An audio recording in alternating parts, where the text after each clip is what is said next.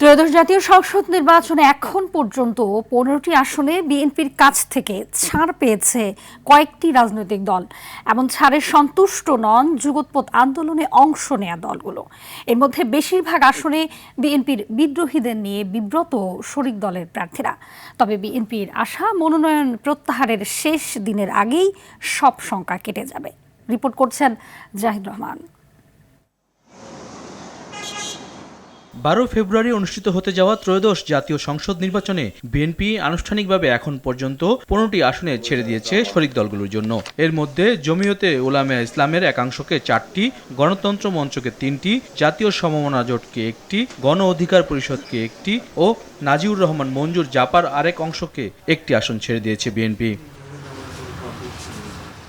এদিকে কৌশল অবলম্বন করে বিএনপিতে যোগ দিয়ে ধানের শীষ প্রতীকে লড়াই করছেন আরও 4 জন। তবে কেন্দ্র থেকে ছাড় দিলেও নির্দেশনা অমান্য করে শরিকদের আসন থেকে মনোনয়নের অপেক্ষায় থাকা স্থানীয় বিএনপি নেতাদের অনেকে হয়েছেন স্বতন্ত্র প্রার্থী। এসব ঘটনায় দল থেকে বহিষ্কার করা হয়েছে 9 জনকে। তবে এটি সমাধান নয় বলছে শরিক দলগুলো। কিন্তু যাদেরকে সমর্থন জোটের পক্ষ থেকে দেওয়া হলো তারা তো তাদের কাঙ্ক্ষিত ভোট পাবেন না, কারণ বিদ্রোহী প্রার্থীর পক্ষে ভোট যাবে। গ্রাম এলাকাতে কি হয়, ওরা মার্কা বোঝে।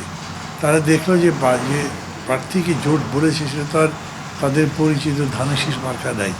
আবার যিনি দাঁড়িয়েছে তিনিও ধানের শীষ মার্কা না থাকলেও তিনি ধানের শীষের পক্ষে বলবেন সরাসরি, এতে ভোটের উপরে প্রভাব পড়বে।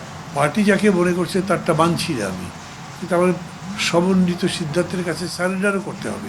রাজনীতি করতে গেলে করতে হয়। সম্ভাব্য যেসব আসনে শরিকরা জয়লাভ করবেন বা তারা পার্লামেন্টে যাবেন, বিএনপির অভ্যন্তরীণ কোনো সংকটের জন্য কোনো আসনকে ঝুঁকির মধ্যে নেওয়ার কোনো সুযোগ নেই। আমি আশাবাদী যে আগামী কদিনের মধ্যে বিদ্যমান অস্বস্তিকর পরিস্থিতির খানিকটা অবসান ঘটবে এবং অধিকাংশ স্বতন্ত্র প্রার্থীরাই তারা হয় বসে যাবেন অথবা তারা প্রত্যাহার করবেন। প্রত্যাহার করার সময়ের মধ্যেই এমন পরিস্থিতির উন্নতি হবে বলে আশা এই বিএনপি নেতার।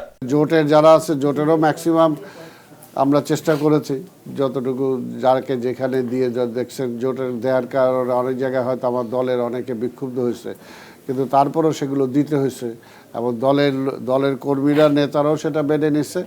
এবং যদি কারো মনে কষ্ট থাকে তাহলে সেটা দেশের বৃহত্তর স্বার্থে, কারণ আমরা তো বলেছি সবচেয়ে বড় হলো দেশ, তারপর হলো দল, তারপর হলো ব্যক্তি। যুগপৎ আন্দোলনের শরিক ও সমমনা দলগুলোর মনে রাজনৈতিক ঐক্যের টানাপোড়েনের শঙ্কা থাকলেও ঐক্য ধরে রাখতে বিএনপির সর্বোচ্চ প্রচেষ্টা রয়েছে বলেও জানিয়েছেন দলটির নীতি নির্ধারকরা। জাহিদ রহমান, RTV, ঢাকা।